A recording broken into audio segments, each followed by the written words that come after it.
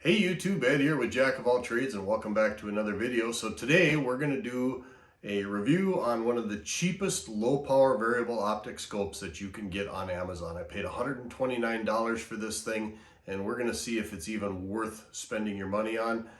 Shipping was free because I've got Amazon Prime, and then we have the taxes because the government's got to get their share. So let's go over this very inexpensive Amazon low power variable optic scope.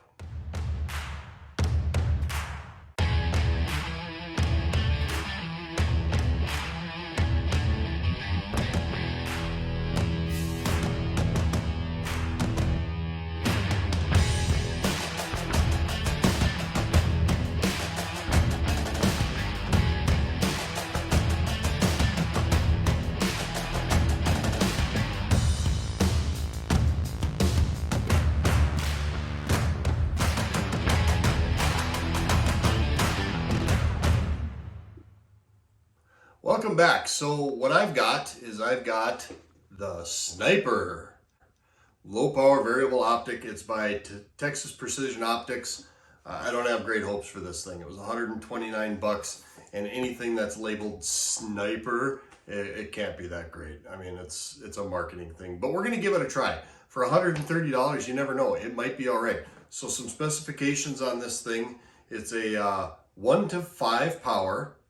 It's got a 30 millimeter tube, and it is a first focal plane. I'm not a huge fan of first focal plane scopes. I'll talk a little bit more about that. Usually the problem with first focal plane scopes is when you're on the lowest power setting, the crosshairs are so small, you really can't see them and they really become useless. But it is a first focal plane scope, and in a LPVO scope, I really don't see the need, but we'll give it a whirl. But that's about it. I mean, there's really not a whole lot to it. It's got an illuminated reticle, and it's just a really low price optic. And like I said, I don't have high hopes for it, but we're going to give it a shot, and we're going to be fair on it and see what this thing's all about. So let's go ahead and relocate the camera, and let's talk about the Sniper low power variable optic scope. All right, so I'm going to do something here that I typically despise doing, and that's an unboxing. And it's really not going to be an unboxing. I just want to show you what you get. I've already had this thing out of the box. So actually, honestly, the packaging is they did a pretty nice job. The flap is magnetic. It's got little magnetic flaps on here. You get a set of instructions. You know me in instructions. I've actually been through the instructions, and they look legit. Everything's full color. Everything is well explained. I can't fault their instructions. In the box you get the scope, and bonus, I didn't know I was going to get the mount. So you get a cantilever mount with the scope. Bonus again, they give you some batteries for the illuminated reticle, which is kind of sweet. They give you the Allen wrench that you need to make the adjustments once you get your turrets dialed in, and they give you a cleaning cloth. So that's as much of an unboxing as you're ever going to see on this channel. I really just don't like unboxings. Let's just take a look at the fit and finish of this thing. It's not bad. I really, for a $130 scope, I really can't fault it. I mean, the target turrets, you have to pull them out to make adjustments, and it's nice and positive. Everything falls into place really well. I have no complaint there. You pull it out, the clicks are really positive. You can feel the detents really nice. They're very audible. You can certainly hear them. Actually don't have a whole lot of complaint with the target turrets. They feel pretty good. I go to the power ring here. The power ring turns very, very easily, but it's not loose and sloppy. Again, feels actually pretty good. So far, everything about the scope physically I'm liking. Their cantilever mount, it seems pretty legit. It looks like it's well constructed. It's made out of aluminum. Again, a bonus, you get scope covers for it. Kind of nice. It does have a focusing eyepiece on it. Again, kind of nice. These are all features you generally find in a fairly high-end scope. I'm really actually having a hard time believing I only paid $130 for this thing, to be quite frank with you. I'm not a big fan of the bright gold lettering. Not horribly tactical, but then again, I didn't buy this thing out of a need for a tactical scope. If I do end up using it, and if the thing actually works, I might actually use it for a short range hunting rifle. I do deer hunt in a fairly tight, close area in northern Minnesota, and the woods are pretty close, so this would probably do just fine in that kind of a situation if it shoots and if it's of any kind of quality and consistency. This particular scope is it's a 1-5 LPVO scope.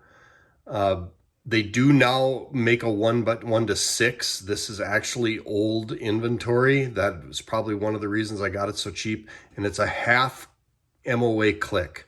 So at 100 yards, each click gives you a half an inch. It's not horribly precise in that respect. I knew that when I bought it. I didn't have a complaint about it. I read the description. I knew full well what I was getting when I bought this thing. And quite honestly, an LPVO scope is not a long range scope, and half MOA clicks are probably going to be just fine. The 1x6 is a quarter click or quarter MOA clicks. So the newer version, they do tighten up the precision just a little bit on the scope. Now, I haven't shot this thing. I don't know how it shoots, but I want full disclosure. I want you to know exactly what you're getting into. So on this side is the Illumination dial, and it looks like we've got 3 colors of illumination. It looks like you can get red, green, or blue. It takes your standard CR2032 batteries, just like any other lighted reticle. Overall, I mean, just holding this thing in my hand and feeling it doesn't feel hideous. And I'm actually kind of pleasantly shocked, to be honest with you. Really wasn't expecting what I'm holding in my hand right here. So let me grab a screwdriver real quick. And actually, I don't even need a screwdriver. The cap comes off fairly easy by hand. Looks like it's probably just 1 battery. It is just 1 battery. They give you a spare. They give you 2 batteries. So let's go ahead and let's throw a battery in this thing. Positive is up, just like that.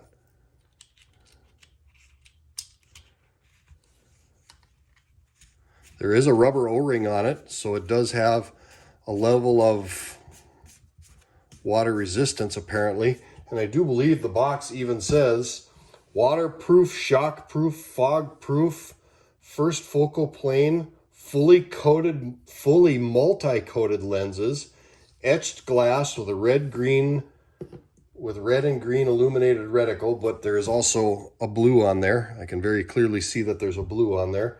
Picatinny weaver mount, long eye relief. It's got about 4 inches of eye relief, supposedly, with a wide angle, and windage and elevation with a 0 locking and 0 resetting. So quite a few features that you would normally expect to find in a higher end scope. So let's go ahead and see if I can show the reticle in the lens here. So I don't know if you're going to be able to see this in the camera or not. It's a red dot. It doesn't illuminate the whole reticle. It just illuminates a red dot in the middle, which honestly I kind of like. I'm not a huge fan of illuminated reticles because they're generally way too bright, but this one just gives you a dot, and you can see it right there, on, off, on. And so it does give you just a dot, which I kind of like. I'd much prefer to have that than the whole reticle being illuminated. And it is red, green, and blue. So you do get 3 colors. And the illumination of the dot, it does correlate with the first focal plane. So as I dial the power down, the dot gets smaller. I've got it dialed all the way up right now so you can see there's a physical dot there. Okay, so I might have to eat a little crow here. First impressions, I really can't hit on this thing. I really can't.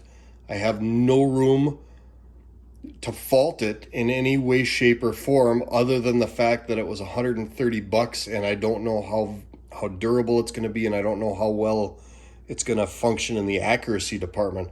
So I guess really the only way to find out is to put it on a rifle and take it out to the range and shoot it. Now, one of the subjects of my previous videos was I put together a K&M Tactical AR-15 kit. I had a pretty inexpensive scope on there and it wasn't mounted right. I'm thinking that might be an excellent candidate to try this scope out on. I've got 4 or 5 different kinds of ammo I can try with it. We can take it out to the range, we can get it zeroed up, and then let's do a little bit of accuracy testing on it, and let's see how it works. I mean, maybe it'll be better than I think. I might just have to eat a little crow on this. Sometimes it happens. I was all set, to be honest with you, to make this a joke, because who labels or brands a scope sniper? I mean, my God, if that doesn't scream airsoft, I don't know what does. And I really wasn't expecting to take this out of the box. So let's go ahead and get it mounted up to a rifle, and let's get it to a range and take a look at it.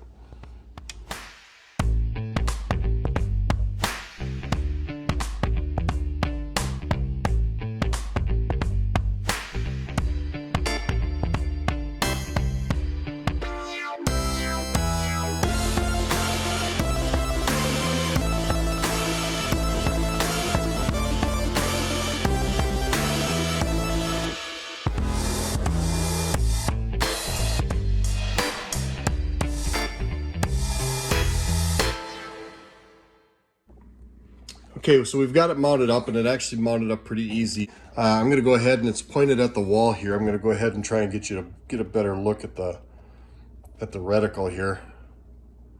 There we go. There's a look at the reticle. I'm sorry for the angle, but at least it allows you to see what the scope looks like. So as I increase the power, you can see that the reticle does increase in size. That's full power at 5. You can see that the eye box isn't too bad. There's a little bit of a heavy black ring around the outside, but it's not horrible. I've had scopes a whole lot worse. The nice thing is when you crank this thing down to low power, the reticle is still visible, which is always one of my biggest gripes about first focal plane scopes, is when you crank them down to low power, you can hardly see the damn crosshairs. On this one, you can actually see the numbers and everything. So everything's pretty legit with this thing. I'm actually a little shocked, and I'm sorry for my surprise, but I just wasn't expecting this out of a $130 scope. Like I said, I was actually expecting this to be a bit of a joke, and I might not be able to make this a bit of a joke anymore. All right, I guess there's really nothing for it. The only thing we have to do now is really just take it to the range and shoot the damn thing and see how it works. I tell you what, if this thing groups and if it shoots well, I'm going to be shocked. I'm actually going to be amazed. So I guess let's get this thing packaged up. Let's get it in a case. Let's drive out to the range and let's take a few shots with it and see how it does. All right, so we're back at the Red River Regional Marksmanship Center. We're going to try out this LPVO scope here.